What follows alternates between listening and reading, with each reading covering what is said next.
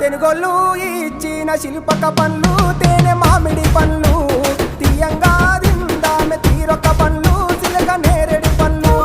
కాబోళ్ళు ఇచ్చిన మక్క కంకులు అవి పాల కంకులు కాల్చుకొని తిందాము కందికాయలు పచ్చి పల్లికాయలు గుజారి గుజారి మామిళ్ళ కిందో నల్ల మామిళ్ళ కింద కుసుమరోళ్ళేసిన కుందన బొమ్మ అది కుందన బొమ్మ